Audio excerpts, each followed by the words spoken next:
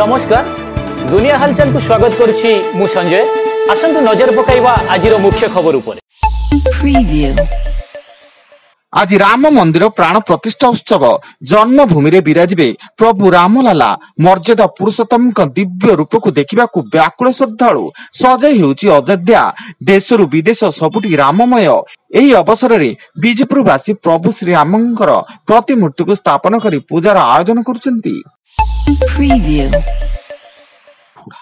सोनपुर जिला बुढ़ा अर्जुनपुर रास्तार गो चालाण बेले गोरु बोझे ट्रक दुर्घटनाग्रस्त। एथिरे 13टी गोरुंकर प्राणहानि घटिथिया बेले ट्रकटी बुढ़ारू सोनपुर अभिमुखे आसुतला, किंतु गो चालाणकारी माने अवशिष्ट जीवंत गोरु को नहीं अन्य एक ट्रक रे पळाइथिले एवं घटनास्थल रे स्थानीय पुलिस तदंत आरंभ।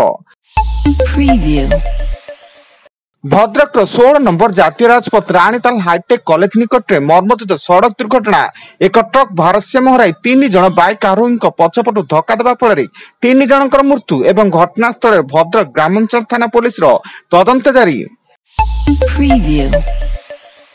बलांगीर जिले में लगातार कोहला पाग लगी रहा सह अदिनिया वर्षा चाषी निद हजाई।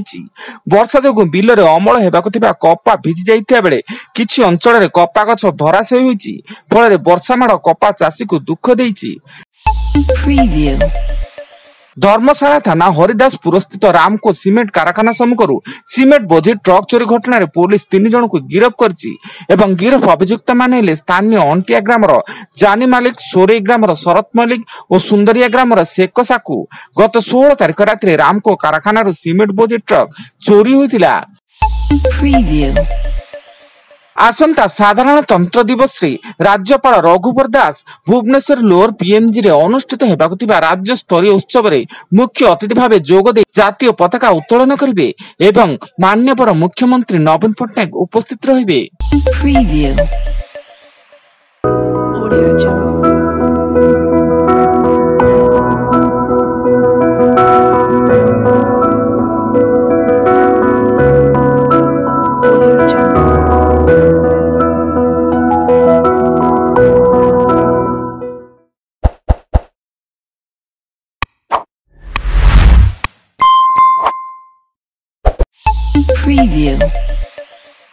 राज्य में आगामी 3 दिन धरी वर्षा संभावना। उत्तर उपकूल ओडिशा समेत सुंदरगढ़, केन्दुझर, मयूरभंज, अनुगुल और ढेंकानाल विभिन्न स्थान में वर्षा आशंका थिया बेले कंधमाल जिलार विभिन्न स्थान में स्वल्परू मध्यम धरणर वर्षा संभावना। एने पाणीपाग विभाग पूर्वानुमान।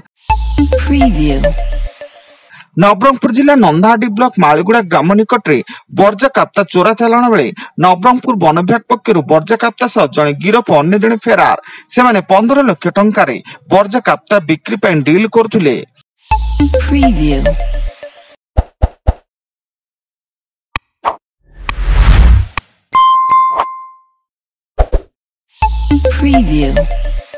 नवरंगपुर पुलिस डीएसपी बलांगीर स्थित बासभवन टंका और सुना अलंकार लुट कले दुर्बृत्त।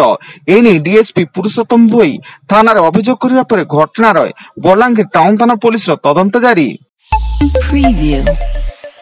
एवं बहु चर्चित समलेई प्रकल्पर लोकार्पण आसंता 27 तारिख में मुख्यमंत्री कर कमल एथिपाई 27 तारिख होम यज्ञ हेबाकु थिबा बेले आज एही यज्ञर अंकुरारोपण हेबो। आज अधिक खबर जानिया पाई आम वेबसाइट विजिट करंतु www.duniyahalchal.in। धन्यवाद।